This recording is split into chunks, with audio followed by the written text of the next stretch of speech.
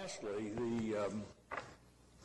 it appears that the idea that the state is going to make a major step to require disclosure and to do something with regard to what I consider to be a serious ethics problem with regard to municipal elections. And I believe they will be willing to give the cities the authority to manage that themselves. That's kind of good news and bad news. The good news is we may be able to find a way to manage it ourselves. The bad news is there are many, many pitfalls, in my opinion, in forming our own ethics commission. And if, for instance, all the school boards want to do that, they'd have to form their own ethics commissions, and any other entity, actually, I guess you could push it so far that the VOTEX would have to form their own ethics commission. But I think it warrants us looking into how we would do that. There might be a way to form an ethics commission that would be just municipalities would be subject to, and maybe do it through ACOG.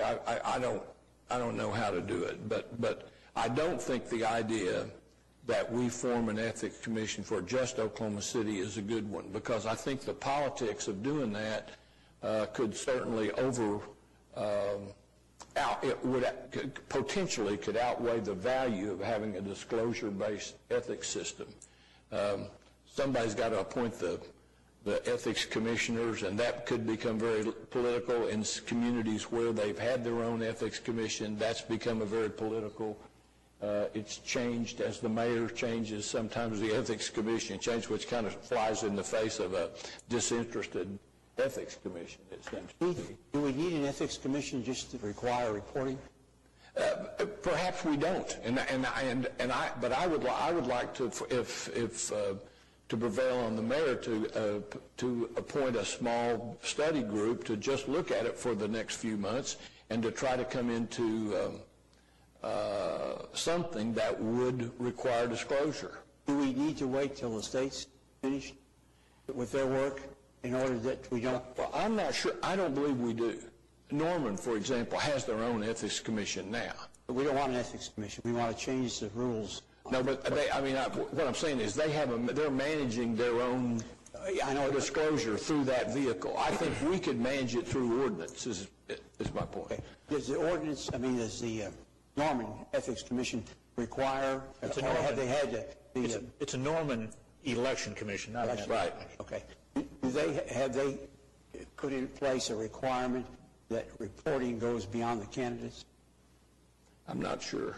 Okay. That's why I'd like to look at it. That's what makes me a little uneasy about not waiting until we know what the state will permit us to do.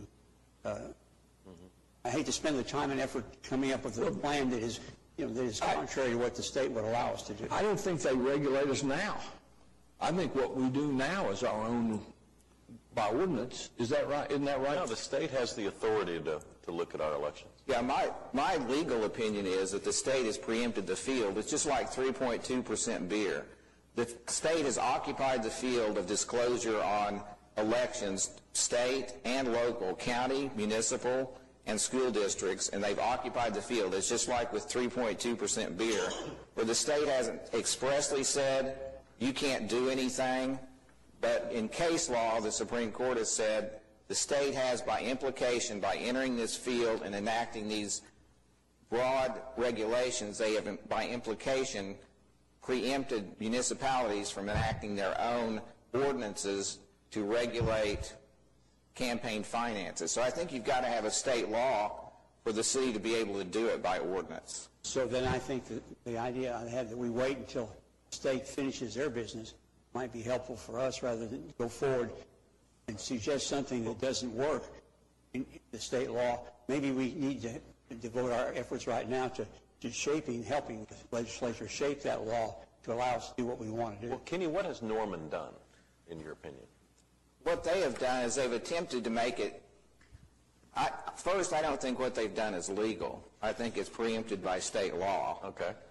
Number two, they've attempted to make it look independent by having an election commission that looks at allegations of, say, violations, and then reports that to the city attorney that there appears to be a violation and recommends some action. So that's all they've really done. They have an election commission that appears to make it independent of local control of the current people in charge in Norman. However, it's really not. I mean, I sent you guys an opinion a couple of weeks ago on this, and another issue you have is with the municipal councilor and also the municipal judges doing enforcement action on a city ordinance for disclosure requirements. We would be put in a position, it's really a conflict of interest for us to, say, prosecute incumbents on the council, and also for the municipal judges to hear cases involving incumbents. You'd also have a perceived conflict of interest with us attempting to take enforcement action against challengers to incumbents. So that's that's kind of what Pete was alluding to when he was talking about, you know, putting it solely on a local level, that there needs to be some broader type of enforcement mechanism. But what Kenny says I agree with. The main thing that I don't like about the Norman situation is I think it would, even if it were constitutional or legal, it's not fair to put the enforcement of it back on the city attorney that we hired. I mean, the conflict of interest that just doesn't work. I mean, the idea that we're going to have those things decided by us, recommended by somebody we've appointed, it just smacks of this is not going to work. So, but something's got to work. I mean, we can't just, in my view, we cannot just say it's too hard and put it in the circular file because it's too hard.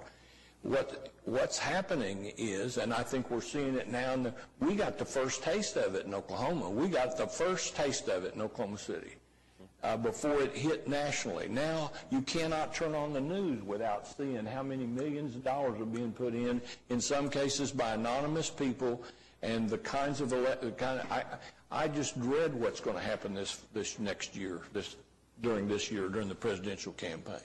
I think that unlimited cap is going to make this the ugliest election in history. I mean, and the Republican primary is already ugly. I'm thinking, no wonder it's difficult for people to make up their mind when 92% of the campaign ads in Florida were negative, and of those, more than half of that came from those unlimited funds. Now, I understand I can't do anything about the unlimited funds, but at least we can make people put their name on it. And I don't want to not do it.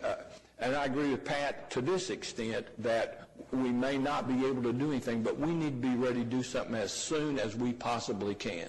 If there's a way that we can encourage a legislator friendly to Oklahoma City to introduce an amendment to a current bill, it's too late to put a new one out, but the bills that are there could be amended. If we can draft legislation, then we ought to be doing that. We ought to be finding a way to do it, because we've got elections coming up next spring, and we're going to be faced with the same thing again, unless the conversation that's gone on this horseshoe by some of us is enough to thwart the kind of activity that happened last time. And I think to some extent that works. I think to some extent public officials saying, we don't like this, we don't want this, I think that helps. I think that message goes out to people that might be willing to put large sums of money in. But, you know, it's an old adage. I personally been around politics a long time, and it's an old adage about negative campaigning.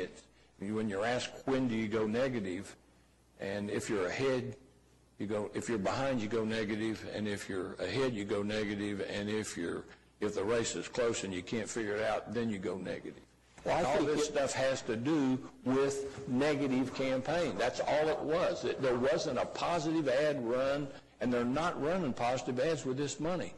And the reason they're not is because they don't have to put their name on it. Well, I think if you're going to throw garbage, if you have to be identified as the guy that's throwing the garbage, then you're much less likely to do it. And that's Pete, I think I agree with you said earlier, though. Our efforts right now ought to be directed towards the legislature. I agree. Rather than sitting around and writing a bunch of regulations that may or may not be legal after the legislature does their work.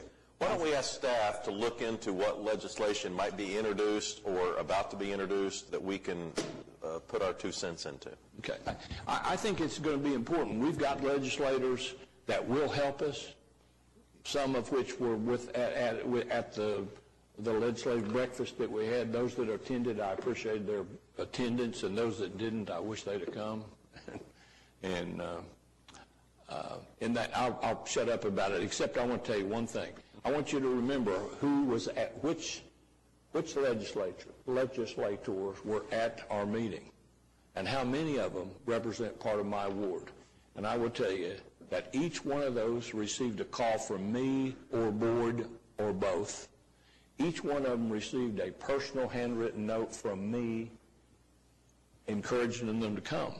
And I think next year, everybody ought to make a pledge to try to do that. It is so important that we have a better relationship with, and it's not a partisan thing. It's not if you look at the table I sat with, they're about half, probably the only 2 Democrats alive left, and the rest of them were Republicans, but they were all there together. We were all talking about city issues, and I think that's how that we all need to think about it, because I think we can't stand on the outside and beat on the table if we're not trying to get involved and get to know our legislators and talk to them and try to get them to come sit down with us. I've changed the subject, but that's not something that's probably the first time that's ever happened.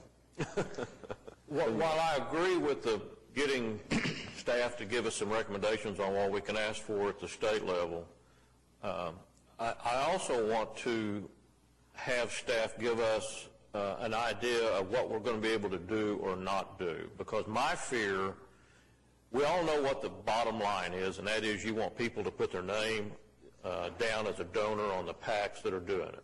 That's a simple suggestion that you want. But I understand there may be some legal ways that they can contest doing that and have done it. And I don't want to get to the point where we get something passed at the state and we start trying to talk about an ordinance here and we get to this and all of a sudden we say, well, we can't do that.